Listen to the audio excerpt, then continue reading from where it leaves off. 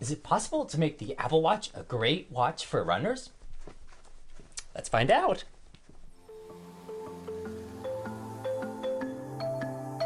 Welcome. I am the running otaku. Well, hello everyone, Running Otaku here. Thanks for joining in. Today we are going to be talking about the Apple Watch and if it's possible to make it a really good running watch. Now, if you were to ask runners if they think the Apple Watch 4 is a good running watch, you'll probably get one of two responses. The first will be, hey dude, I don't even use a watch. I just go by perceived effort and I can nail my pace down to 2 or 3 seconds per mile. Watches are for hobby joggers. Or the second thing you'll get is, there's no way this can be a good running watch. I mean, I've heard the GPS is no good, and heck, there's not even any buttons here. How do you start, stop, or take a lap split? Forget about it. Well, are these runners correct? Are they just mean-spirited or maybe technological dinosaurs? Let's delve into the problems with the Apple Watch 4 and see if we can't fix some or all of them. So let's list the most common complaints we hear when it comes to using this thing as a running watch. Well, there's GPS accuracy. There's the battery life.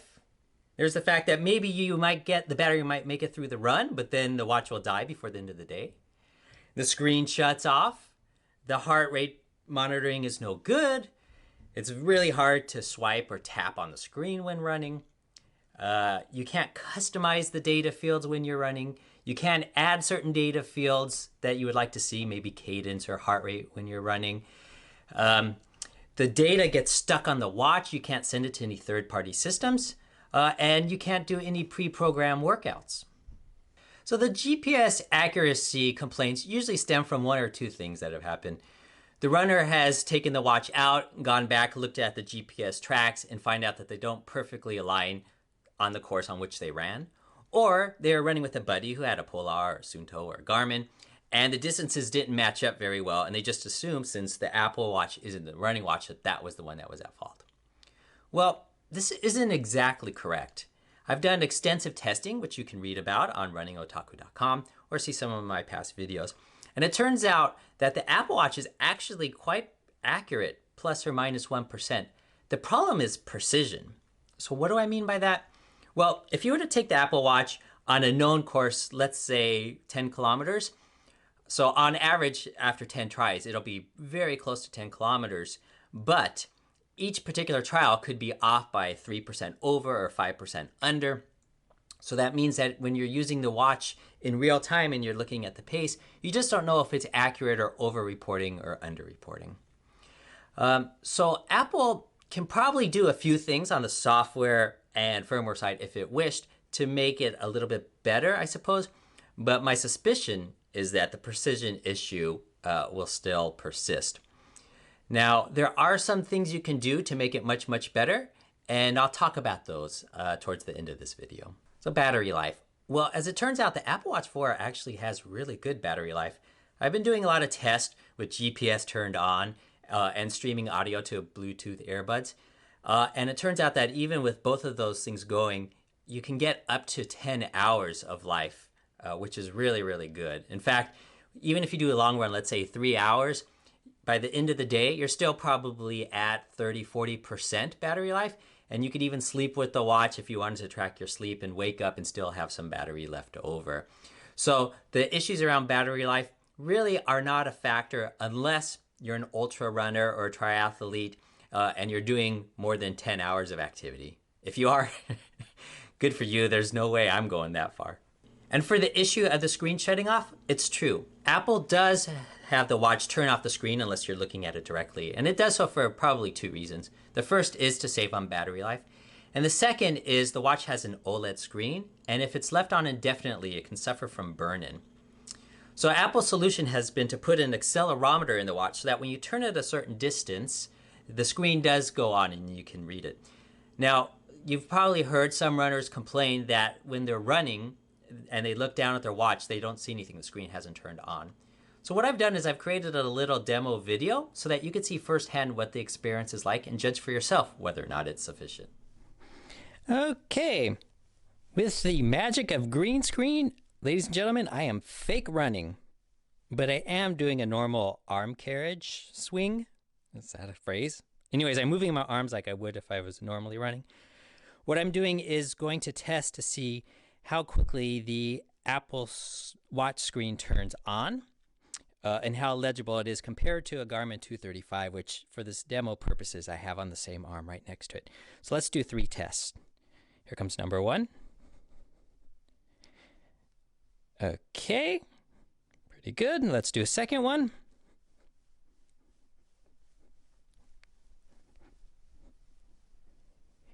And there it is. I'm not even tired because, again, I'm fake running. And let's do the last one. Okay, that one maybe took half a stride to turn on, but it turned on. And I'd argue to say that the Apple Watch screen is far more legible than the Garmin 235 is. And for fun, let's just do one more. Let's see if I can get it to not turn on. No, it still turned on. Again, about half a stride. So you be the judge, or I'll be the judge for you. The Apple Watch Screen 4 is way better than the Garmin's is.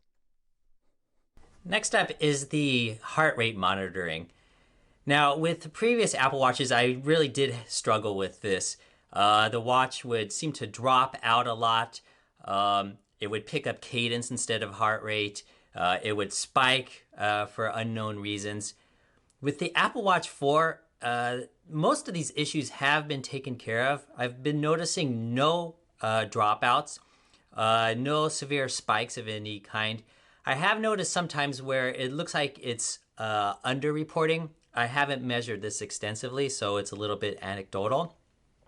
But I would say it's pretty good for most of us for heart rate performance. Now, if you're doing a lot of running or training or racing using heart rate zones, I would still recommend that you use a chest strap because the optical heart rate performance, I think, does tend to suffer. For example, if it's really cold and you've got vasoconstriction and it can't see the blood vessels, I think there could be problems there. So the chest strap would definitely be the way to go. Okay, so we are halfway through the list. Now let's talk about the second half of complaints around using the Apple Watch as a running watch. And again, those were that it's hard to tap or swipe the screen. You can't customize the data fields. You can add certain fields you'd like to as a runner. The data gets stuck in the watch, and you can't do any pre-programmed workouts. Now, all of these are true with the watch as it is out of the box, but there's a simple solution for it, and that's a third-party app. Now, there's probably several that do that, but there's one in particular that I like, and I think many others have found and like as well, and it's called iSmoothRun. It's $5.99, and I'm not affiliated with the company in any way. I don't get any money. But let me show you how it addresses these last 5 issues and see if maybe it's good enough for you. Okay, so let's go ahead and look at iSmoothRun for Apple Watch. In this case, this is the Apple Watch 4. So we will go into the app, which is right here. And okay, this is running watch only. You could use the iPhone GPS, but we're not going to for this example. Free means a free open-ended run. And if you want, you can add whatever shoes you have and it will keep track of the mileage. But let's go ahead into an open run. And the workout has started. Now, you actually get 2 screens with 3 or 4 data fields on each. On this screen here, you can see a larger top field and the 2 below are a little bit smaller. Or you can have, again, 3 rows, but total 4 data fields with the bottom row having 2 fields. So if you want to take a lap split, there's 2 ways of doing so. The first I don't recommend, but I'll show it to you anyways. And that's just simply hitting the lap button. Time 32 seconds. Average pace 0 minutes per mile. Workout average pace 0 minutes per mile. Okay, now that audio summary is fully customizable, which I'll show you how to do in the iSmoothRun iPhone app. But anyway, so that's the first way of doing a lap split. And again, I don't really like that because if your fingers are sweaty or if you're wearing gloves, it's really hard to swipe on the screen. The second, much better way that iSmoothRun allows you to take a lap split is to simultaneously press the crown and the side button. So I'll go ahead and do that. Interval statistics. Time 39 seconds. Average pace 0 minutes per mile. Workout average pace 0 minutes per mile. There you go. And again, the audio summary and the visual summary for about 10 seconds before it reverts back to the standard running screen. So for many of you who've been asking how to take lap splits on Apple Watch when you're wearing gloves or if it's raining, apps like iSmoothRun that allow you to press both the crown and side button simultaneously are a good solution. And then finally, to close out the run when you're done, you do have to swipe here and then in the run and stop and save. And that's all there is to it. Okay, so how hard is it to simultaneously press the crown and the side button when running? Well, I've tested this in a few different instances. In one case, I did a track workout, 10 by 200 meters with a 200-meter recovery. And in every instance, I was able to simultaneously press those two buttons without fail. Now, I did another test, an 8 by 1 mile. And there I must have gotten a little bit tired because it worked fine until I got to the very last mile. And when I wanted to stop and I pressed those two buttons, I mispressed. I realized it and then made a second attempt and was able to do it at that point. But I lost added a couple of seconds to that final mile repeat.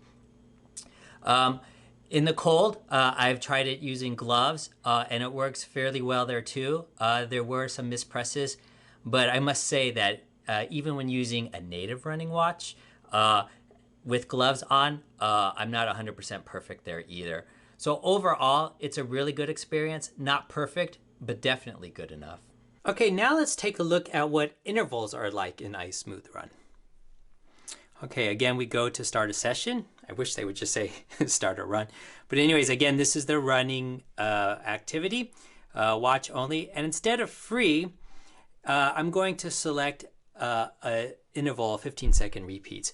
Now, the way this works is you create your own custom workouts on the iSmoothRun app for iPhone, and will automatically sync down to the watch and save it so you can just start it this way.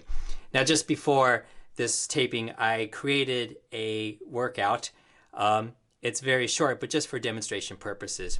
What it is a 10-second warm-up, followed by a 15-second interval with a 10-second recovery, a second 15-second interval, followed by another 10-second recovery, and then a 10-second warm down. So warm up, intervals, warm down. So that's a pretty typical kind of workout that you would do. Now, the intervals are completely customizable either by time or by distance. And within each interval, you could add intensity. So you could add a certain pace, you could add a certain heart rate, or if you have a power meter, you can have a certain power intensity, which is really nice. Okay, so anyways, let's get into the run. So here's the 15 seconds, and we'll go ahead and start. Workout started. Warm up 10 seconds. Interval 1. 15 seconds at 9 minutes per mile. Go. And I just close out the summary. But this is the first 15-second interval.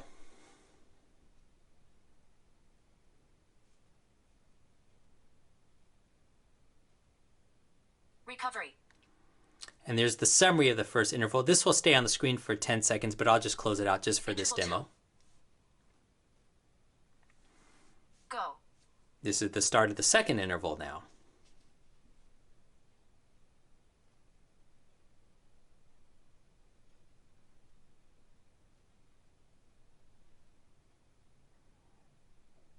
Recovery.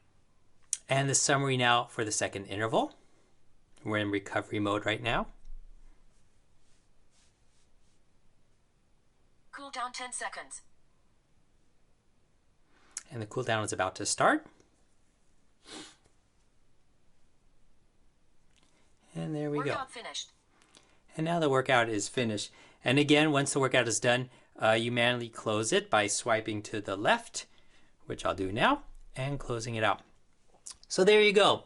Fully customizable workouts on the Apple Watch. Many people are asking how to do it, and that's what the experience looks like. I'll go back to the iPhone to show you exactly how to program the workout. But one thing I wanted to mention, which obviously you saw, but that is that the audio quality is actually pretty good. With Apple Watch 4, it's loud enough so that you don't really even have to hold the watch to your ear. You could be running in a normal kind of arm swing and still hear the workout. So you could theoretically do the entire interval workout just by audio only without even looking at your watch once, which is a nice option. Okay, so now let's go ahead and take a look at all the customization you can do within the settings of iSmooth Run. So when we go into here, I'm not going to go through all these, but let's go to the ones that are most relevant pertaining to running. So user profile, you can see everything here. Now you can create different zones if you want for training intensities, because you can set alerts around these on your Apple Watch. So you can do heart rate zones, and you can customize all these. Pacing zones if you use pacing zones, and even power zones as well if you're running with a power meter. So that's user profile. Let's see, audio cues. Now this is really interesting. So this is actually audio for the if you're using the phone to run with, but it's also for using the watch. So you can schedule audio cues based on time. So every 10 minutes if you wanted, or per distance. And you can change this to kilometers as well, but every mile. And then you can decide exactly what you want to hear at each of those scheduled cues. So you can get the average pace, your cadence, heart rate, time, distance, the workout average as well. And then you can get all sorts of coaching audio as well, based on if you had a certain kind of intensity or zone you're trying to train at. If you go too far above or below, you can turn on this one, the interval coaching, which will let you know if you're going too fast or too slow. You can get, if you're doing an interval workout, you can get countdowns. At the end of each interval, if you want, instead of looking at your watch, you can have the audio summary given to you. If you're trying to race against your past self or some other ghost pacer, you can do that and hear if you're ahead or behind. If you want to know if you're changing heart rate zones, let's say you want to stay in zone 3, you could turn this one on. Hydration alarm, nutrition alarm. So let's say you're running a marathon and you want to gel, let's say every 45 minutes. You just go here to every 45 minutes and hit done. And there you go. You've got your nutrition alarm. Now this next one is cool. If you are one of those that listen to music while you're running, you can decide when the music is playing and you get one of these audio cues, you can either pause the music and just hear the audio cue, or you can duck the music so the volume goes down for the music so you can hear the summary. That's pretty cool. Units and message, so you could either hear 5 minutes or just 5 or 5 minutes per mile or per kilometer. You can decide if you want to hear the units each time you hear the recording. You could change the volume. The language you can pick, English, German, French, Spanish, Dutch, Italian, Japanese, Chinese. I don't know Chinese very well. Let's go back to English. And then voice, male or female. So pretty cool. Now, what else do we have here? Social and export. Now, you may not realize this, but you don't need a third-party app if you want to upload your data to a different system. So, for instance, all of these, Dropbox, email, Runkeeper, Strava, Nike Plus, Garmin, etc., you can automatically or manually upload any of the workouts. So you would, let's say you want to send something, I don't know, to MyFitnessPal, you would click here, you would put in your credentials to authorize, and you can set it to automatically export when saving, etc. So you can take care of all that. And then what else do you want to see here? Shoes and bikes. Okay, so this is optional, but if you want to keep track of the mileage for each of your shoes, you can enter in all your shoes here, and then each time you start a run, you tell iSmooth Run which shoes you're running with, and it will automatically keep track of the miles for you. Sensors. So Bluetooth smart sensors. So as you can see, I've paired two different devices, Stride FootPod and the Ticker heart rate monitor. Within Stride here, you can see, you can determine whether you want to get distance from GPS or from the Stride. And this right here is the calibration factor. Now, Stride probably doesn't like people messing with the calibration. But in my case, I do need calibration, so I can set it here, and I get really, really accurate and precise measurements from Stride. And the Wahoo ticker if I'm running with that as well. And you can see some of the other sensors here. What else do we have? Displays. So for the Apple Watch, if we go into setup here, you can again change. You could have 3 rows. You could have 3 rows with 1 big row on the top and 2 smaller ones below, or you can have 3 rows. The first 2 rows would have 1 metric, and the third row would have 2. So let's take a look. For instance, let's go into here. So you can see it's changed this. And let's say the top we wanted to do, I don't know, let's do lap distance. And then the next one we want to do, let's say lap pace. And then heart rate and cadence, you can do that. Or, you could change whatever you want. And you get 2 screens. So this is screen 1. And then screen 2. So with iSmooth Run for your Apple Watch, you can pick 2 different screens that you could swipe back and forth during the run, and you can change any of those fields for each of those screens. So really handy there. You can use the watch as the heart rate monitor, or if you're wearing a chest strap or maybe a optical heart rate monitor somewhere else, you can use that. You can decide whether or not you want the splits notification to show up on the watch as you're running. And then this is really cool.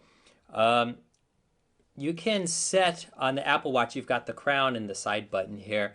And if you simultaneously press those, you can do one of 2 things with iSmooth Run. You could either do a lap split, or if you click here, you can do start and pause of the run. So really handy features there. Let's see what else. Let's see, advanced settings. Too advanced for me. Okay, so that's basically it, but you can see really powerful. It basically customizes everything you can see and hear while you're in the workout, making the Apple Watch really, really good for running. Okay, now let's take a look at what the runs actually look like, the running log within iSmooth Run. So we'll go ahead and open the app, and we'll go to log. You can see all of my past runs. So let's look at my run from earlier today. It's not that pretty, but you can see all of the stats here. Ran with the Nike Pegasus today. And you can see each of the splits, the distance, the time, the pace, cadence, average heart rate. And time in zones, which I'm not really using here, and best effort. So the best 400 meters, the best 1 kilometer, best mile and 5K. So it's all right here. Let's see, if I click this button, I get a map. You can see this run, actually, I just ran, let's do satellite map. Let's see if, I have it on airplane mode, but otherwise you would see the satellite map there. And then what else can I show you here? Okay, upload. So now, as I showed in the settings part of this video, you can pick which third-party services you want to send the data to. So I have 4 set: Dropbox, Garmin Connect, Strava, Training Peaks. But let's say I just wanted to send it just to one. I can deselect those, and I click the export button. And since the settings are already saved, it will send it up to Strava. Now I can automate that process as well, but this just goes to show you that, again, with just using iSmooth Run, you can upload to third-party services, so your data is no longer just stuck within Health in the Apple Watch app. Okay, so let's go ahead and create a custom workout within the iSmooth Run app. Let's see here. So for the workout today, let's do a 2-mile warm-up, 10 by 400 meters at 5-minute pace, and then a 2-mile cool down. Okay, so custom workout. So let's call this 10 by 400 meters. Okay.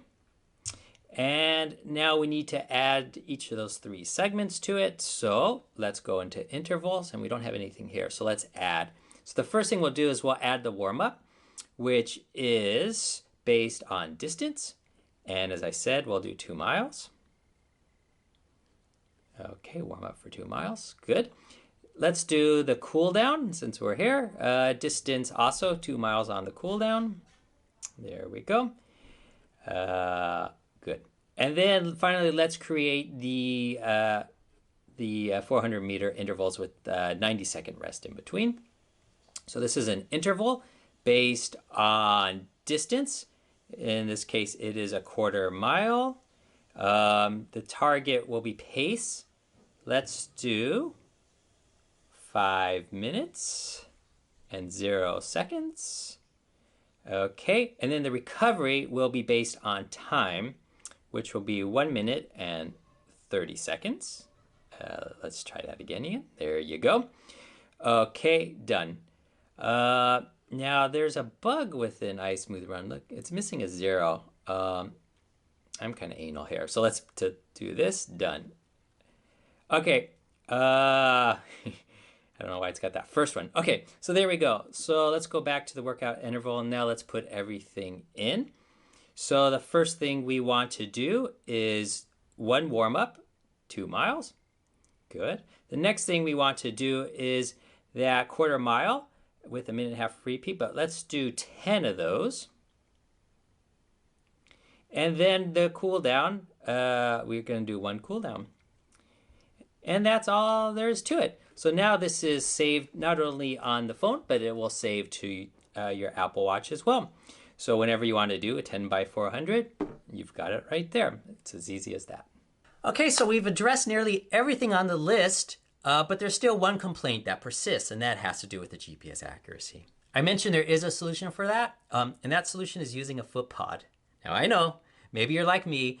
A decade ago, you tried a foot pod and you found that you went around the track a million times to do extensive calibration, and it was still all over the place, especially if you ran at different paces or different cadences. And it's true, there was a problem back then.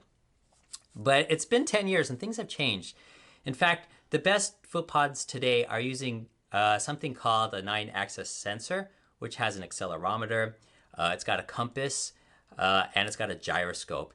And essentially what it does is allow you to plot points in 3-dimensional space. And with really good software and algorithms, you could take that data and come up with really good measurements for distance and thus pace.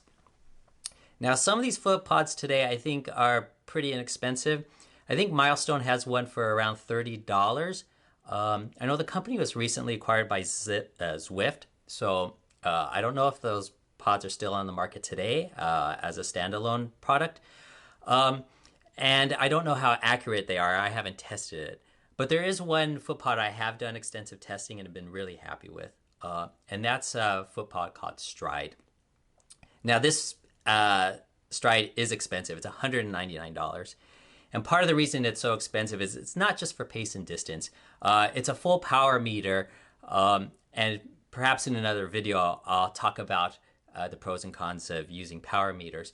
But what I can say is that while it is expensive, it's really, really effective.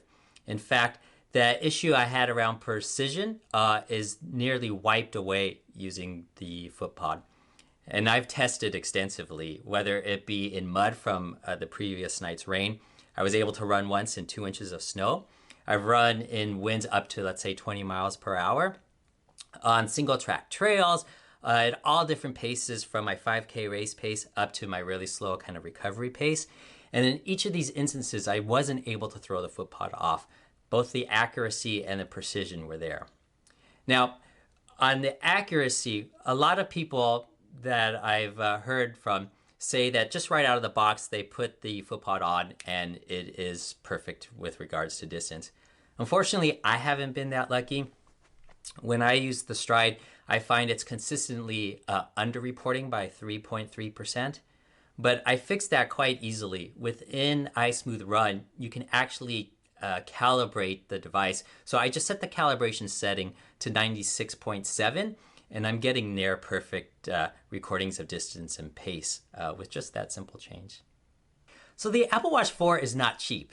It's $399. And if you do what I suggested by adding the iSmooth Run and the foot pod, that takes it to $605, which puts it more expensive than even the high-end watches from Solar Polar, soon to these Finnish companies are killing me, or Garmin, right? But I would argue that that combination is clearly better as a day-to-day smartwatch, and as a running watch, actually probably performs better as well. Now, if you are a sub 4 hour marathoner or you're not doing any training or races more than 4 hours, one consideration would be to move down to the Apple Watch 3, which is selling for $279. So if you add the $206 to that, that's $479. That's $485, right? And at that price point, you are right at kind of the higher end, let's say a Garmin 645. But again, much better smartwatch and probably a better performing running watch in just about every instance as well. So there you have it. The Apple Watch 4 can indeed be a great running watch. You just have to do a few things to get it there. So that's it. Thank you so much for watching. I hope this was helpful. If it was, hit the like button and please, please, please subscribe. I think I'm like all the way up to, 45, 47 subscribers. So slowly but surely. Anyways, thanks again for tuning in, and I'll see you all next time. Bye-bye.